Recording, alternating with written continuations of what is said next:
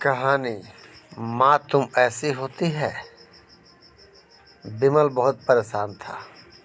उसे समझ में नहीं आ रहा था कि वो इस परिस्थिति से कैसे निपटे। वो अपनी माँ को बहुत चाहता था, किंतु उसकी माँ और बच्चे उसकी माँ से बहुत दूर भागते थे, क्योंकि उसकी माँ की एक आँख नहीं थी। साथ ही उसकी कमर भी 90 डिग्री अंश पर झुक चुकी थी। वैसे वह अपना सब काम खुद कर लेती थी, किंतु फिर भी वो उसकी पत्नी और बच्चों के लिए हमेशा खटकती है। दादी, आप ऊपर के कमरे में जाओ, मेरे दोस्त आ रहे हैं, विमल के बेटे अखिल ने बड़े बेरुखी से कहा। पर बेटा, मैं तो यहाँ बहुत दूर बैठी हूँ, विमल की माँ ने बहुत प्यार से कहा। नहीं, उनके सामने मत रहो, वे मुझे चिढ़ाते हैं, अखिल ने जोर से डांटते हुए कहा। क्या हुआ अखिल, क्यों चिल्ला रहे हो?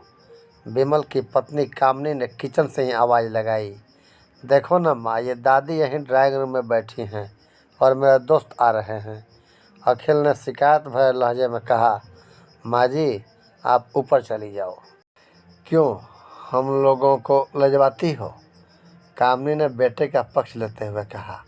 बेचारी सरस्वती चुपचाप उठकर जीने के सहारे ऊपर जाने लगी। कमर झुकी होने के कारण उन्हें ऊपर चढ़ने में बहुत परेशानी हो रही थी, किंतु वो पूरी ताकत से ऊपर के एक अकेले कोने वाले कमरे में जाकर बैठ गई। विमल बाजू के कमरे में सब सुन रहा था। उसे कष्ट हो रहा था कि उसकी माँ को अपमानित होना पड़ रहा है, किंतु वो असहाय था। अगर वो कुछ कहता है तो पत्नी और बच्चे उसका विरोध करने लगते हैं। दूसरे उनके तर्क भी सही लगते हैं। चूँकि वो एक प्रशासनिक अधिकारी था, उसका सामाजिक स्तर बहुत ऊंचा था, उसकी ससुराल भी एक उच्च घराने में थी, अतः वह चुपचाप इस तरह हर दिन अपनी माँ को अपमानित होते देखता रहता था। रात को विमल की पत्नी ने कहा, देखो जी, अब कुछ करो। कल कलेक्टर साहब की पत्नी आई थी। माँ जी अपनी देसी धुन धारा में उनसे मिली। मुझे बहुत शर्म आ रही थी बताते हुए कि मेरी सास है। मैंने कह दिया कि दूर की रिश्तेदार है, इलाज कराने आई हैं। विमल को रोना आ गया, किंतु फिर भी वह चुप रहा। उसे समझ में नहीं आ रहा था कि वो क्या करे। अपने बेटे की मन स्थिति को सरस्वती अच्छी तरह से जानती थी और बेटे को कोई कष्ट न हो इसलिए वो हर बात को चुपचाप सह लेती थी। विमल बहुत उदास रहने लगा। एक तरफ परिवार और सामाजिक स्तर पर जीने की प्रतिबद्धता थी, तो दूसरी ओर माँ। आखिर माँ से अपने बेटे की यह हालत नहीं देखी गई। उसने अपने बेटे से कहा, विमल, बहुत दिन हो गए हैं, मैं अपने गांव जा रही हूँ, मुझे वहाँ पहुँचा दो, मेरा यहाँ मन नहीं लग रहा। किंतु माँ, वहाँ तो कोई नहीं है, तुम्हारी देखभाल कौन करेगा? विमल ने आश्चर्य से पूछा। अरे सब गांव वाले तो हैं, और तुम्हारे मामा जी तो उसी गांव में रहते हैं, और फिर हम सारी व्यवस्था कर रहेंगे ना। कामिनी को तो जैसे मन की मुराद ही मिल गई हो। हाँ बेटा, बहुत सही कह रही है, सरस्वती ने लंबी सांस लेते हुए कहा। विमल जानता था कि गांव में माँ की देखभाल करने वाला कोई नहीं है, लेकिन अपनी पत्नी की जिद के कारण वह अपनी माँ को गांव छोड़ने पर विवश हो गया। माँ को गांव छोड़कर आते वक्त उसे रोना आ रहा था, अपनी बेबसी पर गुस्सा भी आ रहा था, किंतु परिवार, पत्नी और समाज ने उसके इन मनोभावों को दबा दिया और वो सुकून सा महसूस करने लगा। कुछ दिनों बाद उसके चाचा, जो अमेरिका में रहते थे, आने वाले थे। जब विमल बहुत छोटा था, उसके पिता जीवित थे, तब वो भारत आए थे, और उसके बाद वो जब भारत आने वाले थे, पूरा परिवार और आस पड़ोस बहुत उत्साहित था। अमेरिका से विमल के डॉक्टर चाचा आ रहे थे। डॉक्टर रमेश ने जैसे ही घर में कदम रखा, सबने मिलकर बहुत उत्साह से उनका स्वागत किया। क्यों विमल, भाभी नहीं दिख रही है, कहाँ है? डॉक्टर रमेश ने उत्सुकतापूर्वक पूछा। जी, वो गांव में रहती हैं, यहाँ उनका मन नहीं लगा, कामनी ने सपाट लहजे में उत्तर दिया।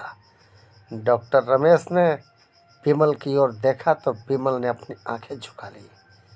डॉक्टर रमेश सब समझ गए। बोले, कल हम भाभी से मिलने गांव चलेंगे सब लोग। एक दूसरे दिन सभी लोग गांव के घर में पहुंचे।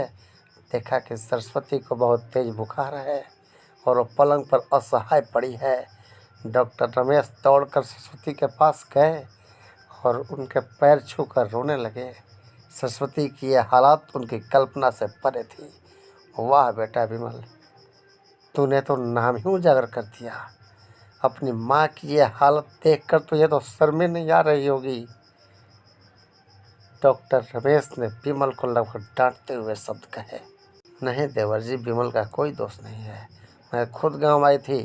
सरस्वती ने अपने बेटे का बचाव किया।